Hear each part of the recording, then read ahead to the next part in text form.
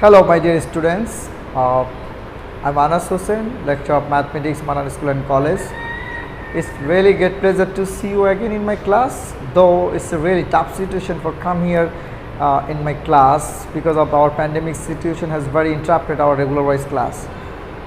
Today, I want to take a class which is your topics is Higher Mathematics second paper, chapter 1, real number and inequalities. Which topics is you had been actually completed your SSC level. Today's I'm just trying to more elaborately and try to more explanation very deeply. Hopefully you are all enjoyed my class. So let's start. So আজকে যে topic সেই টপিকটা হচ্ছে আমাদের বাস্তব সংখ্যা real number, ঠিক আছে? তো রিয়েল নাম্বার সম্বন্ধে জানতে হলে এই টপিকটা আসলে তোমরা কিন্তু এসএসসি লেভেলে অনেকটা পড়ে আসছো, কিছু কিছু জিনিস অনেকটাই পরিচিত মনে হবে আজকে যে ক্লাস নিব। তো সেখানে আমাদের আসলে আজকের মূল উদ্দেশ্য হচ্ছে পুরনো টপিকসগুলোকে একটু রিভাইজ করে আমাদের নতুন টপিক্সে যাওয়া। তো সে কারণে আজকে একেবারে প্রথম থেকে আমি শুরু করব। তো বাস্তব সংখ্যাটা আসলে কি? বাস্তব সংখ্যাটা হচ্ছে জানতে হলে আমাদেরকে পেছনে যাই। সর্বপ্রথম 1871 সালে জার্মান গণিতবিদ জর্জ কান্টর উনি সর্বপ্রথম এই বাস্তব সংখ্যা সম্বন্ধে আমাদেরকে ধারণা দেন এবং কৃতিত্বের সহিত উনি নির্ণয় করেন যে অ্যাকচুয়ালি বাস্তব সংখ্যা কী। উনি সর্বপ্রথম ইনফিনিটি এই চিহ্নটাকে উনি প্রকাশ করে সর্বপ্রথম প্রমাণ করেন যে বাস্তব সংখ্যা স্বাভাবিক সংখ্যার চেয়ে অনেক বেশি এবং মূলদ এবং অমূলদ সংখ্যার মাধ্যমেই বাস্তব সংখ্যাটা গঠিত। এটা সর্বপ্রথম জর্জ কান্টর গণিতবিদ উনি সর্বপ্রথম এটা বের করেন এবং অঙ্কবাচক ও ক্রমবাচক প্রথম দ্বিতীয় তৃতীয় এই বিষয়গুলো উনি সর্বপ্রথম বের করে দেখান যে এই বিষয়গুলোর সাথে অ্যাকচুয়ালি বাস্তব সংখ্যা অনেকটাই জড়িত। এবং এছাড়া উনি আরও বেশি প্রমাণ করেন যে বাস্তব সংখ্যা হচ্ছে ক্রমবাচক, অতি ইন্দ্রিয় এবং যেটাকে আমরা ট্রান্সসেন্ডাল বলি, ঠিক আছে? তো এই বিষয়গুলো উনি এভাবে প্রমাণ করেন যে বাস্তবভাবে যেই সংখ্যাগুলোকে আমরা বস্তুত কাজে লাগাতে পারি সেটাকে আমরা বাস্তব সংখ্যা হিসেবে বলতে পারি। তো ঠিক আছে, আমাদের এই বাস্তব সংখ্যা জানতে হলে আমাদের যেই টপিকসগুলোকে অ্যাকচুয়ালি ভালোভাবে জানতে হবে সেগুলো হচ্ছে সর্বপ্রথম পূর্ণ সংখ্যা কী, স্বাভাবিক সংখ্যা কী, অঋণাত্মক পূর্ণ সংখ্যা নন নেগেটিভ ইন্টিজার সেটা কী, এবং মৌলিক সংখ্যা কী, মূলদ সংখ্যা কী, অমূলদ সংখ্যা কী, ঠিক আছে? তো বাস্তব সংখ্যার সাথে এই বিষয়গুলো খুব ওতপ্রোতভাবে জড়িত। আমি যদি এই বিষয়গুলোকে ভালোভাবে ডিসক্রাইব করতে পারি আশা করি তখন আমি অ্যাকচুয়ালি বুঝতে পারবো যে বাস্তব সংখ্যাটা কী। তো প্রথমেই আসি যে পূর্ণ সংখ্যা কী। পূর্ণ সংখ্যা হচ্ছে সেই সংখ্যা যেই সংখ্যাটাকে পরিপূর্ণভাবে প্রকাশ করা যায় সেটাই পূর্ণ সংখ্যা। এটা তো সহজ করে বললাম।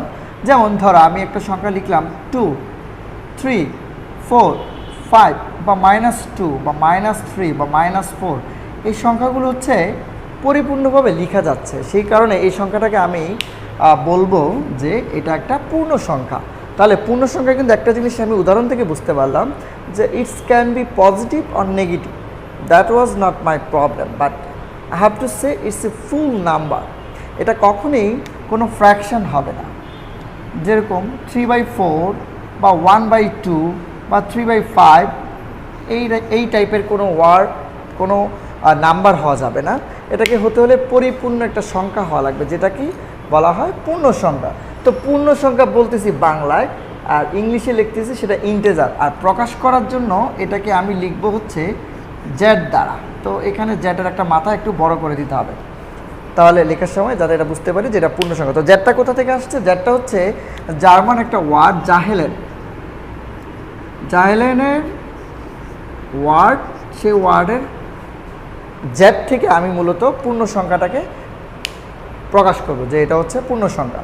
তো পূর্ণ সংখ্যা কিন্তু পজিটিভ হতে পারে, নেগেটিভ হতে পারে, সেটা কিন্তু আমাদের প্রবলেম না। আমি দেখব যে আমার সংখ্যাটা পরিপূর্ণ কিনা, এটাকে পূর্ণ সংখ্যা বলে। তো স্বাভাবিক সংখ্যাটা কি? স্বাভাবিক সংখ্যা হচ্ছে সেই সংখ্যা যেটাকে আমরা যদি বলি যে তুমি একটা স্বাভাবিক মানুষ, স্বাভাবিক মানুষ বলতে কী বুঝি? একেবারে পরিপূর্ণ, একেবারে তার সব অর্গান যদি থাকে তাকে স্বাভাবিক মানুষ যেভাবে বলি, ঠিক সংখ্যার ক্ষেত্রেও সে একটা স্বাভাবিক সংখ্যা হতে হবে।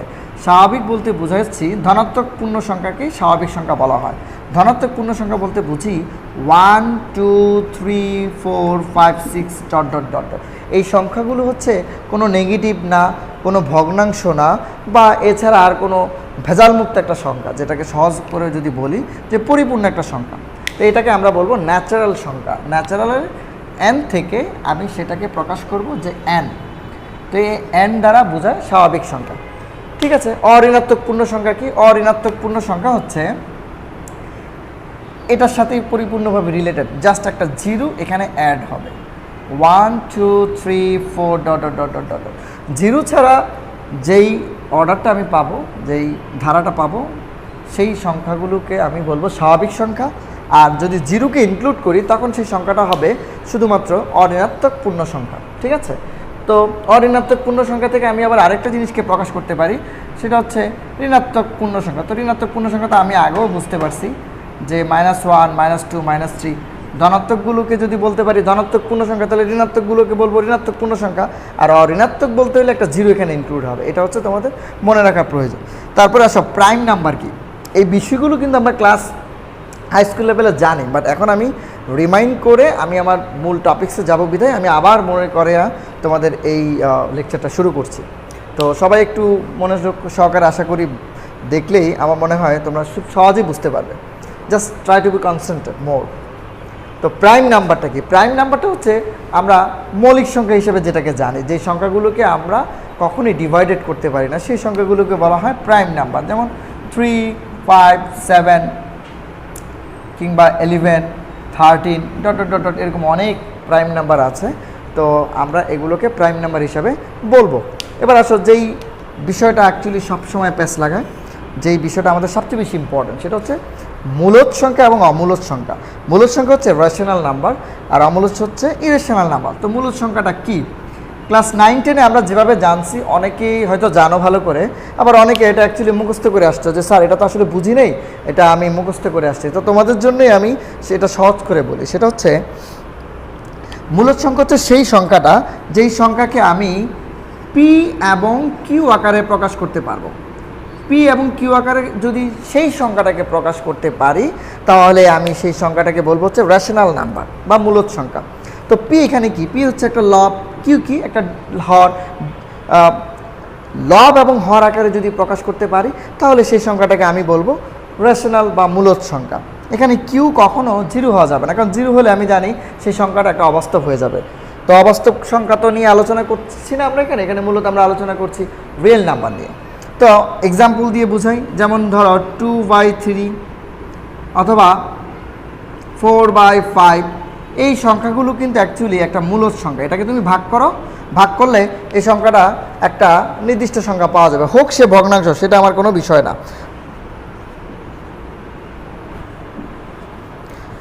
তো এই সংখ্যাগুলোকে আমি যদি এটা দ্বারা প্রকাশ করতাম, তাহলে বলতে পারতাম যে এটা একটা মূলদ সংখ্যা। কেন? আমি এটাকে এই দশমিকটা উঠায় দিলে আমি তখন 1 আর 0, দেখো p/q আকারে কিন্তু প্রকাশ করতে পারছি।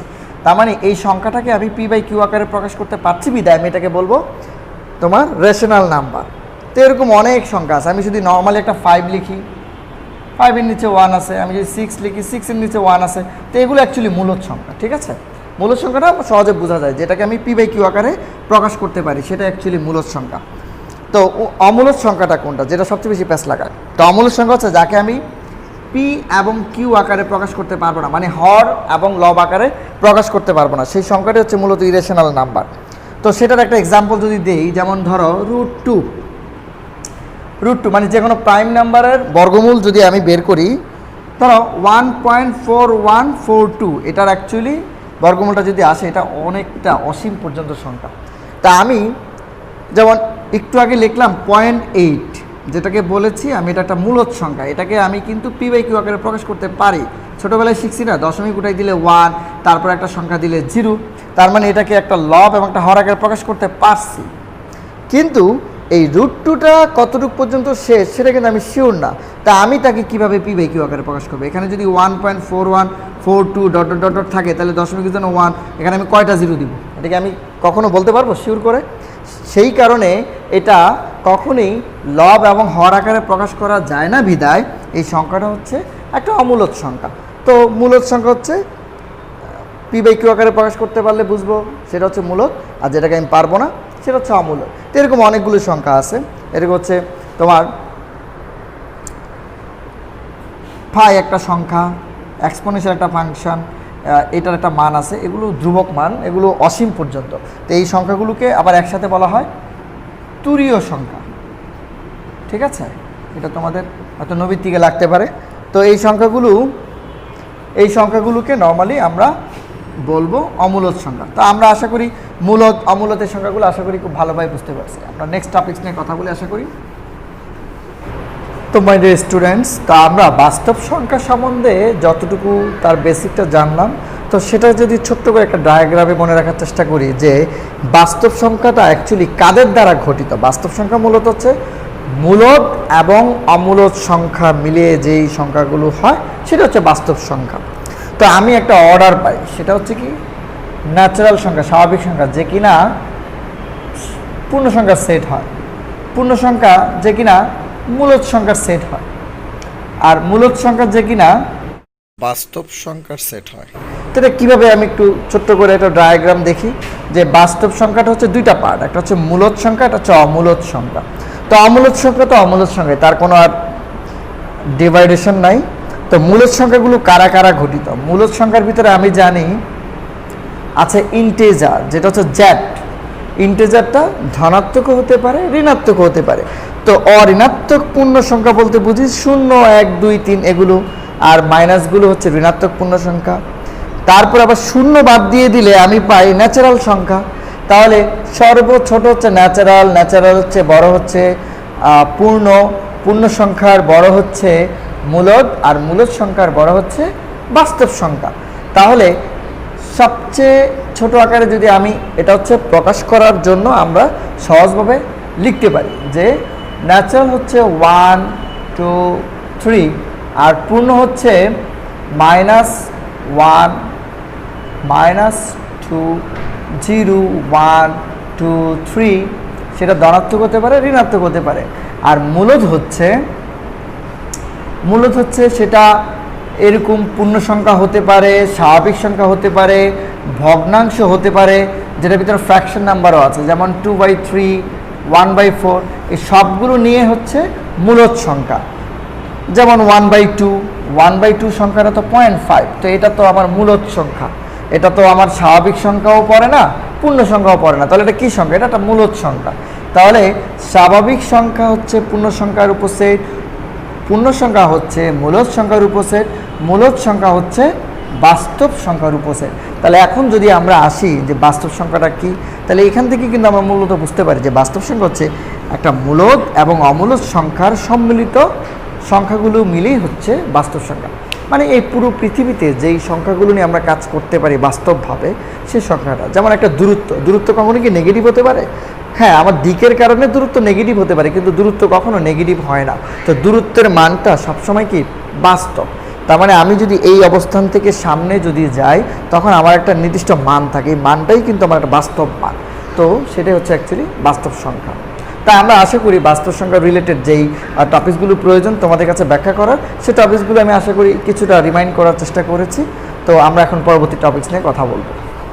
তো শিক্ষার্থী বন্ধুরা, এখন তোমাদের আমি কিছু অর্ডার অফ এক্সিওম, বাস্তব কিছু স্বীকার্য যে বিষয়গুলো আমাদের বাস্তব সংখ্যা রিলেটেড কিছু অঙ্ক করতে গেলে এই বিষয়গুলো আমাদের জানতে হবে। এগুলো আমরা কম বেশি ইকুয়েশন রিলেটেড অঙ্ক করতে গিয়ে আমরা অনেকেই জানি, বাট এটা যে একটা দালিলিকভাবে জানতে হবে সেটার কারণে আমাদের মূলত এই জিনিসগুলো আজকে বলা। তো আশা করি সবাই বুঝতে পারবে খুব সহজে। যদি নাম্বার 1 এক্সিওম অর্ডার অফ এক্সিওম নাম্বার 1, সেটা হচ্ছে এ বি যদি বাস্তব সংখ্যা উপাদান হয়, এ যদি বি এর থেকে বড় হয়, আমি এটাকে এ সমান বিও লিখতে পারি, অথবা এটা বি থেকে ছোটও হতে পারে। ঠিক আছে, এটা আমাকে বলছে তারা যে প্রথম ক্রম অনুযায়ী আমি এটা লিখতে পারি। দ্বিতীয়টা কি বলছে, এ বি সি যদি বাস্তব সংখ্যার উপাদান হয় এবং এ যদি বির চেয়ে বড় হয় ও বি অথবা সি এর চেয়ে যদি বড় হয়, তখন আমি লিখতে পারি এও তাহলে সি এর চেয়ে বড়। খেয়াল করো, এ হচ্ছে বি এর চেয়ে বড়, আবার বি হচ্ছে সি এর চেয়ে বড়, তাহলে এ অবশ্যই সি এর চেয়ে বড়, এই যে অবশ্যই সি এর চেয়ে বড়। আবার উল্টোটাও হতে পারে, এ যদি বি এর চেয়ে ছোট হয়, বি যদি সি এর চেয়ে ছোট হয়, তাহলে আমি লিখতে পারি এ সি এর চেয়ে ছোট সেটা। এটা হচ্ছে আমার অর্ডার অফ এক্সিওম 2। এবার আছে অর্ডার অফ এক্সিওম 3, সেটা কি বলছে, যদি এ বি সি বাস্তব সংখ্যার উপাদান হয় এবং এ যদি বি এর চেয়ে বড় হয়, তখন আমি বাম পাশে যে কোনো সংখ্যা যদি অ্যাড করি, এবং সেটা অবশ্যই ডান পাশে অ্যাড করবো, যেটা আমরা সমাধানকৃত অঙ্কের সাথে আমরা অনেকটাই জানি। যে মনে করো এক্স ইকুয়াল টু 5 আছে, তা আমি যদি এটাকে এক্স প্লাস 2 করি 5 প্লাস 2 তো করতে পারি, কোনো সমস্যা আছে না। তা আমাকে এখানে গ্রেটার দেন দেওয়া আছে, তো আগে থেকেই যদি সে এই সংখ্যাটা এটার যদি বড় হয়ে থাকে, তখন বাম পাশে যদি কোনো কিছু যোগ করি, ডান পাশে যোগ করার পরেও আমার এই বাম পাশের টোটাল উপাদানটা ডান পাশের চেয়ে বড় হবে। এটা আমাকে বলছে অর্ডার অফ এক্সিওম 3। আমি যদি এখন 4-এ যাই, যদি 4টি উপাদানও বাস্তব সংখ্যার মান হয়, তখন যদি তাদেরকে নিয়ে আমি কাজ করি যে এ বি এর চেয়ে বড়, সি ডি এর চেয়ে বড়, তখন এই দোনোটাকে আমি যদি যোগ করি, অ্যাড করি, তখন তাদের বাম পাশের অংশের যোগফলটা ডান পাশের অংশের যোগফলের চেয়ে বেশি। কীভাবে? ধরো এখানে একটা সমীকরণ লিখলাম এক্স ইকুয়াল টু 1, আর এটা লিখলাম ওয়াই ইকুয়াল টু 2। তো যোগ করি, তাহলে x plus y equal to 1 plus 2, এভাবে সমীকরণটা হবে না? তো ঠিক সেম এখানেও বিষয়টা, যে এ গ্রেটার দেন বি এবং সি গ্রেটার দেন যদি ডি হয়, তাহলে বাম পাশের উপাদান এ যোগ সি গ্রেটার দেন ডান পাশের উপাদান বি যোগ ডি, অবশ্যই ডান পাশ থেকে বাম পাশটা বড় হবে, কারণ আমার আগের আগেরটাই আমার কি বড় হয়েই আছে। তো এখানে নতুন কোনো চেঞ্জ নেই, জাস্ট অ্যাড করে দিছি। তো এটা হচ্ছে আমার অর্ডার অফ 4। অর্ডার অফ 5 আমার কি মেনশন করা আছে যে এ বি সি যদি আমার সবগুলো সংখ্যায় বাস্তব সংখ্যা হয়, তখন এ যদি বি এর চেয়ে বড় হয় এবং সি একটা মান যেটা হচ্ছে 0 থেকে বড়, মানে স্বাভাবিক সংখ্যা হিসাবে এখানে মিন করছে, তো সেই সংখ্যাটা দ্বারা যদি আমি এ কে এবং বি কে গুণ করি, তখনও আমার এই অসমতাটা কিন্তু সেম থাকবে, সেটা কিন্তু আমার চেঞ্জ হবে না। সেটা আমার ধরো A C greater than BC হবে। তার মানে বড় কোনো সংখ্যা, 0 থেকে বড় কোনো সংখ্যা দ্বারা যদি আমি কোনো অসমতাকে গুণ করি, তাহলে আমার অসমতার মূল বেসিকটা কিন্তু ঠিক থাকবে। যেমন এ গ্রেটার দেন বি, তাহলে তাকে যদি সি দ্বারা গুণ করি A C greater than BC C. ঠিক আবার উল্টোটা যদি করি, যে A greater than B but C এর মানটা হচ্ছে 0 থেকে ছোট, মানে একটা নেগেটিভ মান দ্বারা যদি গুণ করি, তা আমরা ছোটোবেলা হয়তো করেছিলাম যে একটা গ্রেটার দেন বা লেস দেন আলা কোনো সমীকরণ যদি অঙ্ক করতাম, ধরো এই অঙ্কটাকে যদি আমি মাইনাস দ্বারা গুণ করতাম, এটা কিন্তু চিহ্নটা কিন্তু চেঞ্জ হয়ে যেত।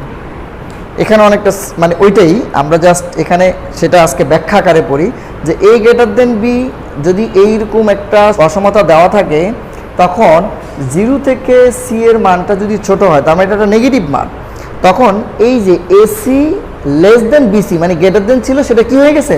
লেস দেন হয়ে গেছে।